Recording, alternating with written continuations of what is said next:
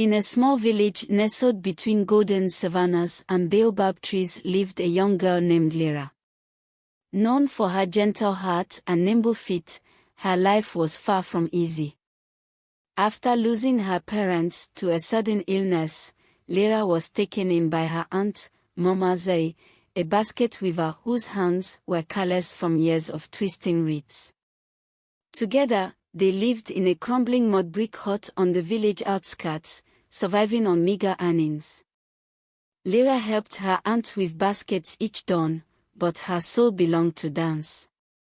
At night, she'd sneak to the riverbank, swaying to the rhythm of cicadas and rustling grass, dreaming of twirling under starlight. Lira's patched sandals, held together by twine, earned her scorn from the village girls. Their leader, Zahara, the chief's daughter, flaunted her embroidered robes and jangling silver bracelets. "Look at Lira's rags," Zahara jeered one morning as Lira carried a bundle of reeds. "How can she dance when she smells like dirt?" The girls cackled, their voices sharp as thorns. Lira hurried away, blinking back tears. One evening, as Lira practiced spins by the river, her sandal snapped. She stumbled, scraping her palm on a rock. "You dance like the rain," said a voice. Lira turned to see Mama Nia, an elderly woman known for selling herbs in the market. Her grey braids were tucked under a faded indigo scarf, and her hands trembled slightly as she reached into her woven basket. "But even the rain needs clouds to rise." She pulled out a sandal, golden leather stitched with crimson threads and tiny brass bells. "Take this.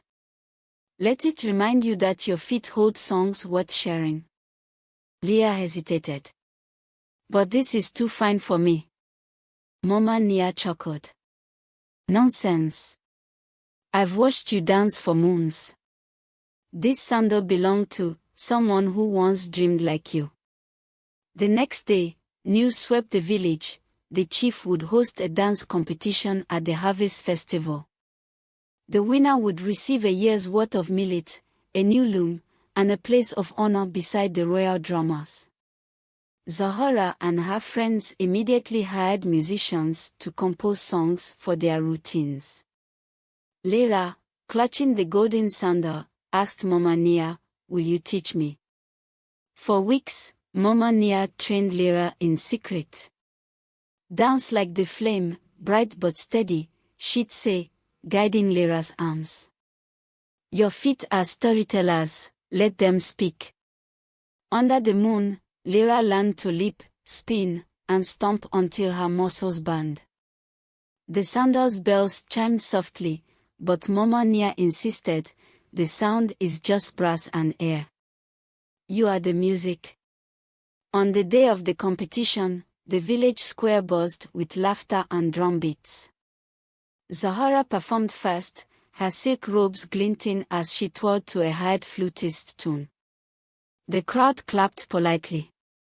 Lira, in her patched dress and golden sandal, stepped forward next. Whispers rippled, "Why is she here?" But as the drummers began, Lira closed her eyes. She danced the story of her mother's lullabies, her father's jokes, and the river's whispers. The bells on her sandal sang like wind chimes, but it was her joy that enchanted the crowd.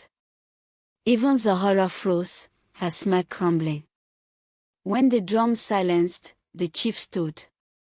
"Lira, you've danced not just with your feet, but with your spirit."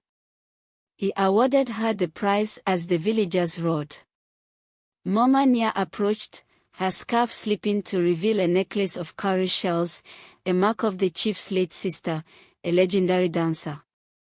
This sandal was hers, Mama Nia confessed. "She'd have bragged about you for seasons." Zahara later found Lira by the river.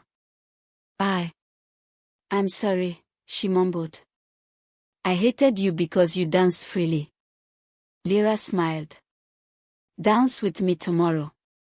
No silks, no flutes, just the stars.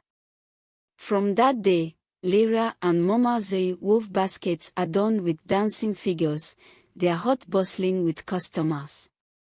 The golden sandal hung above their door, a reminder that courage outshines gold.